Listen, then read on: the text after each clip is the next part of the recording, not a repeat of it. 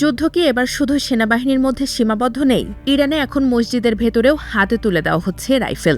নারী, পুরুষ, তরুণ, এমনকি পুরো পরিবার, সবাইকে শেখানো হচ্ছে যুদ্ধের প্রস্তুতি। যে হাত কিছুদিন আগেও সংসার সামলেছে, যে হাতে থাকার কথা ছিল বই কিংবা ফুল, আজ সেই হাতেই দেখা যাচ্ছে অস্ত্র। ইরানের বিভিন্ন শহরের মসজিদে চলছে প্রতিরক্ষা ও আত্মরক্ষার প্রশিক্ষণ। রাষ্ট্রীয় গণমাধ্যমের প্রতিবেদনে দেখা গেছে, ইরানের একাধিক শহরে নারী পুরুষ একসঙ্গে অংশ নিচ্ছেন এসব মহড়ায়।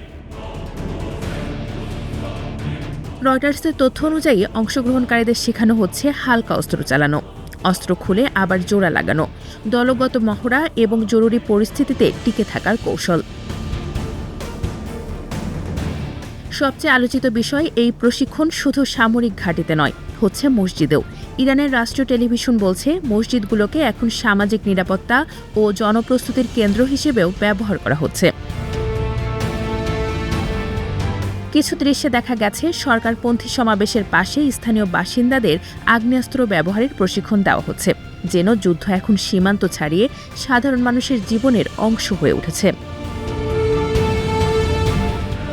ইরানের রাষ্ট্রীয় গণমাধ্যম দাবি করেছে, ইরানের জন্য জীবন উৎসর্গ নামের এই প্রচারণায় ইতোমধ্যে কয়েক কোটি মানুষ স্বেচ্ছাসেবক হিসেবে নিবন্ধন করেছেন। তবে এই সংখ্যা স্বাধীনভাবে যাচাই করা সম্ভব হয়নি। শুধু মসজিদেই নয়, রাষ্ট্রীয় টেলিভিশনেও দেখানো হচ্ছে অস্ত্র প্রশিক্ষণ। লাইভ সম্প্রচারে রাইফেল ব্যবহারের নিয়ম শেখানো হচ্ছে দর্শকদের। সম্প্রতি একটি লাইভ অনুষ্ঠানে উপস্থাপককে আগ্নেয়াস্ত্র প্রশিক্ষকের সঙ্গে অস্ত্র প্রদর্শন করতেও দেখা যায়। সেই ভিডিও সামাজিক যোগাযোগ মাধ্যমে ছড়িয়ে পড়লে ব্যাপক আলোচনার জন্ম দেয়।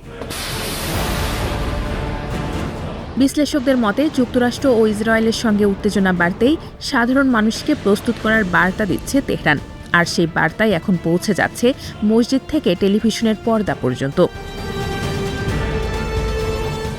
ইরানের এই প্রস্তুতি কি শুধুই প্রতিরক্ষা মহড়া, নাকি বড় কোনো সংঘাতের পূর্বাভাস?